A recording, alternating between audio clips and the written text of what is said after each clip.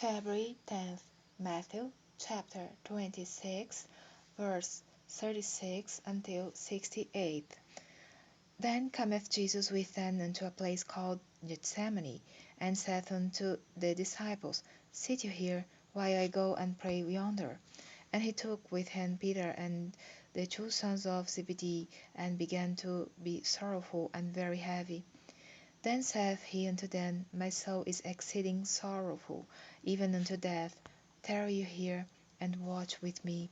And he went a little further, and fell on his face, and prayed, saying, O my Father, if it be possible, let this cup pass from me. Nevertheless, not as I will, but as thou wilt. And he cometh unto the disciples, and findeth them asleep, and saith unto Peter, What, could ye not watch with me 1 hour? Watch and pray, that you enter not into temptation. The spirit indeed is willing, but the flesh is weak. He went away again the second time, and prayed, saying, O my Father, if this cup may not pass away from me, except I drink it, thy will be done. And he came and found them asleep again, for their eyes were heavy. And he left them, and went away again, and prayed the third time, saying the same words. Then cometh he to his disciples, and saith unto them, Sleep on now, and take your rest. Behold, the hour is at hand, and the Son of Man is betrayed into the hands of sinners. Rise, let us be going. Behold, he is at hand that doth betray me.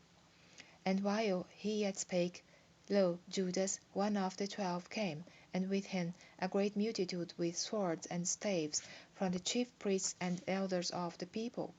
Now, now he that betrayed him gave them a sign, saying, Whosoever I shall kiss, that same is he. Hold him fast. And forthwith he came to Jesus, and said, Hail, Master, and kissed him. And Jesus said unto him, Friend, wherefore art thou come? Then came they, and laid hands on Jesus, and took him. And behold, one of them which were with Jesus stretched out his hand, and drew his sword, and struck a servant of the high priest, and smote off his ear. Then said Jesus unto him, Put up again thy sword into his place, for all they that take the sword shall perish with the sword.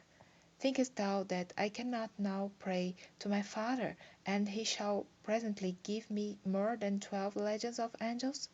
But how then shall the Scriptures be fulfilled, that thus it must be? In that same hour said Jesus to the multitudes, Are ye come out of as against a thief with swords and staves for to take me? I sat daily with you teaching in the temple, and ye laid no hold on me. But all this was done, that the scriptures of the prophets might be fulfilled. Then all the disciples forsook him, and fled. And they that had laid hold on Jesus led him away to Caiaphas the high priest, where the scribes and the elders were assembled. But Peter followed him afar off unto the high priest's palace, and went in, and sat with the servants to the end. Now the chief priests and elders and all the council sought false witness against Jesus to put him to death, but found none. Yea, through many false witnesses came, yet found they none. At the last came 2 false witnesses, and said, This fellow said, I am able to destroy the temple of God, and to build it in 3 days. And the high priest arose, and said unto him, Answerest thou nothing? What is it which these witness against thee? But Jesus held his peace. And the high priest answered and said unto him, I adjure thee by the living God, that thou tell us whether thou be the Christ, the Son of God. Jesus saith unto him, Thou hast said. Nevertheless, I say unto you, Hereafter shall you see the Son of Man sitting on the right hand of power, and coming in the clouds of heaven. Then the high priest rent his clothes, saying, He hath spoken blasphemy. What further need have we of witnesses? Behold, now you have heard his blasphemy. What think you?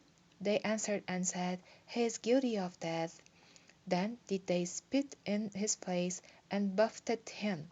And others smote him with the palms of their hands, saying, Prophesy unto us, thou Christ. Who is he that smote thee?